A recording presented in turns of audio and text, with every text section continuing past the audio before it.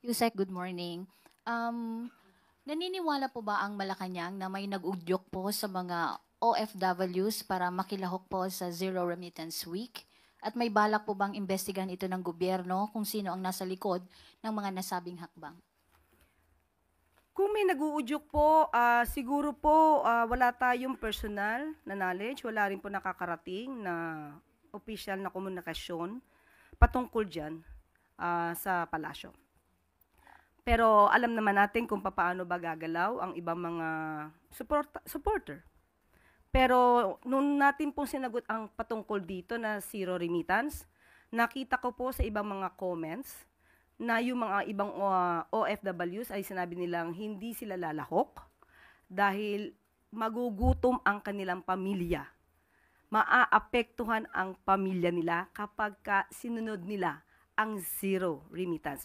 Kaya nga sabi po natin, mas maganda po sa lahat ng mga OFWs, hindi po tayo kalaban. Magkakakampi po tayo, pare-pareho po tayo mga Filipino. Siguro magmasid lamang sila at iwasan na maniwala sa mga fake news dahil kung sila po ay mauudyukan man mga ganitong klaseng panawagan at pagsasagawa ng mga activities laban sa gobyerno, hindi lamang po ang gobyerno ang maapektuhan, kundi mismo ang kanilang pamilya. Yusek, may nakikita din po ba kayong legal liabilities doon po sa mga nag-uudyok sa mga OFWs? Sa ngayon po, of course, kapag po ito'y nag-uudyok, meron po tayong sinasabing mga inciting to sedition. Bakit? Ito po ay gustong sirain ang pagpapatakbo ng administrasyon. Ito'y makakasira sa ekonomiya ng bansa. Pero as we speak now, wala po tayong nakikita na ating sasampahan ng kaso. Wala pa po tayo sa ganyang sitwasyon. Lastly, Yusek, sakali pong gagawin talaga ito ng mga OFWs at hindi magpapadala ng remittance, may hakbang din po ba ang gobyerno gaya ng pag-alis o pagsuspende sa kanilang mga benepisyo na ibinibigay din ng gobyerno? Thank you. Choice po kasi ng OFW kung sila'y magpapadala ng kanilang remittance o hindi. Wala po tayong hahadlangan kung ano man ang kagustuhan nila. Pero muli, tayo ay mananawagan sa mga OFWs, ang gobyerno po ay hindi nyo po kalaban. Kami po ay kakampi, dapat lamang po na magmatsyag at alamin kung ano ang fake news at ano ang katotohanan. Follow-up question from Pia Gutierrez.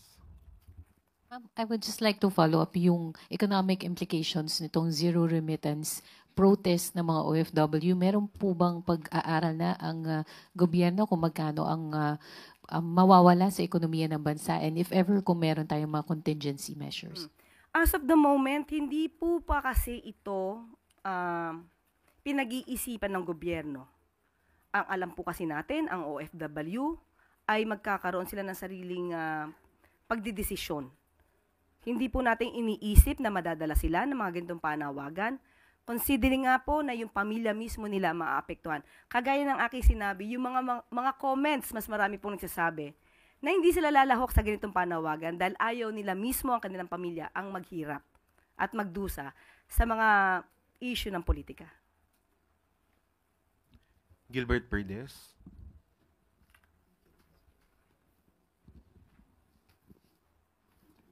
Good morning po, Yusek. Tungkol pa rin po doon sa remittance po ng mga OFW.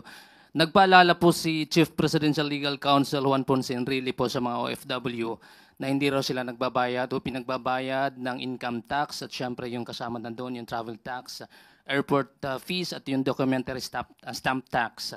At ayon po kay Enrile, sa bawat action na po ay may katapat na reaction or counter-action po ng gobyerno.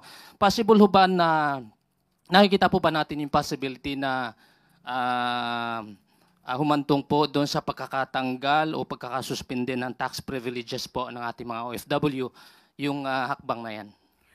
Pinapaalalahan na lang po sila ni Presidential Chief Legal Counsel na ang gobyerno po ay tumutulong sa OFWs, hindi po kinakalaban ang OFWs. At ipinapakita rin po ni JPE na ano ba ang maaaring makuha nila na ayuda mula sa gobyerno. At hindi po natin sisikilin Sabi nga po natin, hindi po natin sisikilin kung ano man ang maging kagustuhan ng mga OFW kung sila magpapahatid ng kanilang remittance o hindi. Huwag lamang po silang lalabag sa batas. Yun lamang po. Follow up lang po. Ano po, kung alam na po ng Pangulo, alam na po ba ito ng Pangulo yung issue ito at ano po yung directive po ng Pangulo kung meron man? Nalaman na po ito, especially at nagbigay na nga rin po ng mensahe ang ating Presidential Chief Legal Counsel. Sabi ko nga po kanina, ay wala pa po tayong ginagawang anumang legal na aksyon dahil alam po natin, ang OFWs po ay mayroon silang sariling pag-aanalisa sa mga pangyayari.